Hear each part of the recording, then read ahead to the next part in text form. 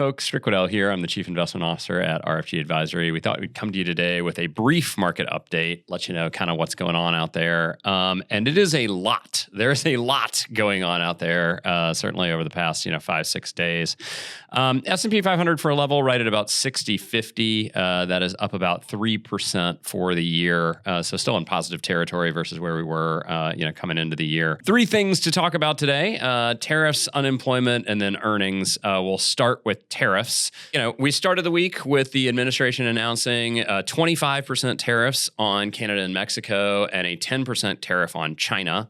And then by Monday evening, it was down to basically a 10% tariff on China. And I really want to explore what happened here because I think it's very important as you think about how the market's reacting to this and what's likely to happen as we think about, the administration thinking about tariffs on some of our other trading partners. If we look at Canada and Mexico, they effectively, Trump campaigned on sort of universal tariffs everywhere. And then he's making good on a campaign promise on Sunday morning to say, hey, you know what? I'm slapping tariffs of 25% on Canada and Mexico. And over the course of Monday, the administration was able to have conversations with both countries and sort of extract concessions, which then enabled them to pull back what those tariffs were. And I think it's very important to look at what those concessions were. In Mexico's case, they agreed to send 10,000 additional troops to the border. Now, they already sent 15,000 troops to the border back in the 2018-2019 trade spat. And in that case, we took that as a win. In this case, we're also taking it as a win that, hey, there will be more troops at the border. So the administration has something that it wanted and it got it. And that's great. On the Canadian side, the Canadians basically announced that they were going to invest about $1.3 billion improving sort of border security along the northern border. And then also announced a fentanyl czar and some intelligence directives aimed at intercepting drugs. But the reality is that Canada had already announced that $1.3 billion investment in border security like a couple of weeks ago. It wasn't new. And I think that's very important because the Trump administration took it as a big win and was able to go back to their base and say, hey, we threatened to impose these tariffs on Canada, and then Canada made these concessions, and so thus we were able to negotiate successfully, and that's exactly what you put me in office to do. When in fact, Canada didn't really give them anything. And so from an economic standpoint, the good news, if you're thinking about this purely from a market standpoint, is that in this case, those tariffs were really more about politics than they were about economics, right? The administration had campaigned on tariffs. They delivered on that campaign promise, made the threat, extracted a concession. Exactly how large that concession is meaningless in the concept of markets, and then brought that back to their base and, did that for political reasons. And that's very good news from the market's perspective if we think about how the administration may behave as they think about trade restrictions on some of our other trading partners. If you think about Europe, et cetera, the roadmap that they've laid out, at least based on Canada and Mexico's case, is, look, I campaigned on this. I have to threaten you with it.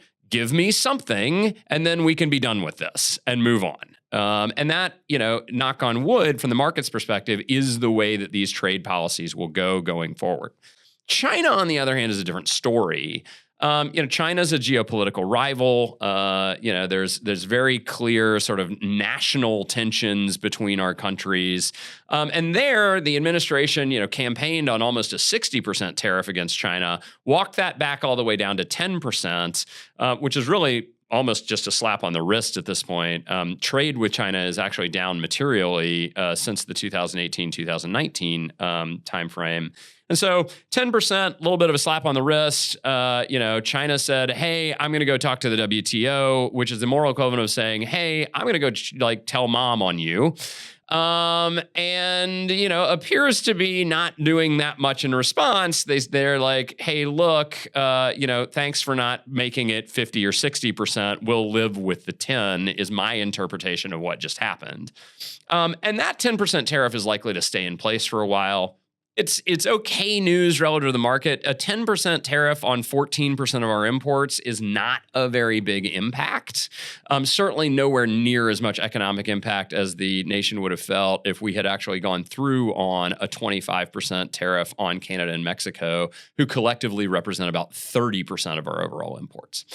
So markets came into the week very upset with this package, and then by the end of the day on Tuesday, they had kind of recovered from it and understood that, at least for the time being, those types of trade restrictions wouldn't go into place. That brings us to unemployment. We got an unemployment read today of 4%, which is down from 4.1% on the prior month and down from 4.2% for a lot of months before that. In fact, it's the lowest unemployment reading we've had since May. And I will just tell you that that is moving in the right direction if you are trying to get out there and find a job.